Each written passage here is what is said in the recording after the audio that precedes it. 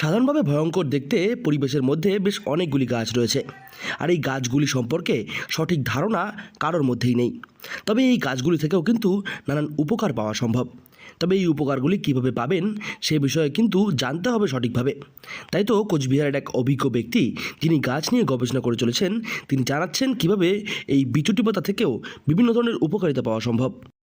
এই পাতাটা মানে যেহেতু এ একটু আক্রমণাত্মক মনে হয় আমাদের কাছে, তার মানে একে প্রকৃতি তৈরি করেছে ওইভাবে, একে রক্ষা করার জন্য একে অস্ত্র দিয়েছে ওটা, যাতে ভয় ওর কাছে না যায়। যেমন চোচ্চা পাতা, পাতার কচি পাতার বড়া খেলে উপকার পড়ে বলছি, সবচেয়ে বড় জিনিস এটা এত স্বাদ লাগে, মানে সবাই যদি খাওয়া শুরু করে এই গাছ আর থাকবে না পৃথিবীতে। আচ্ছা। খুব সুস্বাদু বড়া খেলে। আর তার চেয়ে জিনিস হলো একটা, যেটা যাদের মানে খুব আগের দিনে খুব হতো, এখন আর হয় না অতটা, যেমন ঘা পাঁচড়া চুলকানি, এগুলো যেটা হয় এই সময়, অনেকেই পুরনো লোকজনেরা ব্যবহার করতেন এটা, যে এটা যাতে না হয় বা হলেও যাতে সেরে যায়, এর পাতা বা এর যে ফুলগুলো হয় সেগুলো ভেজে নিয়ে খাওয়া,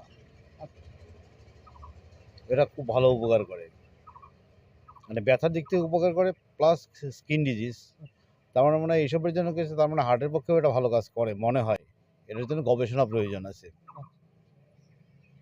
তবে এই যে চোতরা পাতা, এটা খাওয়াটা কিভাবে সম্ভব? মানে কি কোন জিনিসগুলো খেতে পারবে মানুষেরা?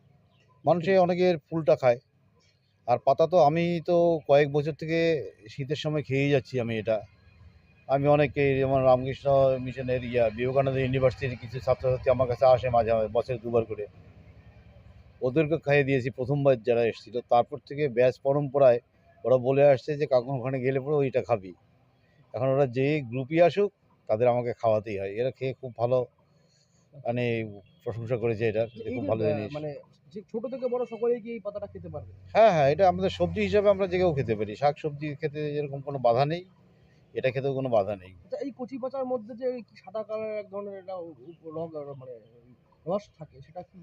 আচ্ছা, আর মজা যেটা, এই চোচ্চা পাতা যদি কি একটু টাচ হলো, এক কণা টাচ হয়ে যায়, চুলকানি শুরু হয়ে যায়। কিন্তু ওষুধ কিন্তু এর মধ্যেই আছে।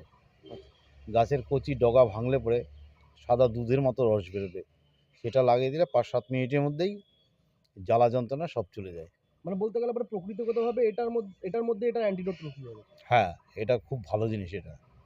মানে বাইরে কেউ জঙ্গলে গেলে তখন কোথায় ওষুধ খুঁজবে, কোথায় ডাক্তার খুঁজবে, যদি জানা থাকে তারপর একটু ডগা একটা ভেঙে নিয়ে দুধের মতো যেটা বেরোবে সেটা হাতে লাগিয়ে দিল, বা যেখানে লাগলো সেখানে লাগিয়ে দিল। অভিজ্ঞ চিকিৎসকের পরামর্শ মেনে এই গাছ যদি সেবন করা যায়, তবে সেক্ষেত্রে এই উপকারিতাগুলি খুব সহজেই পাওয়া যাবে।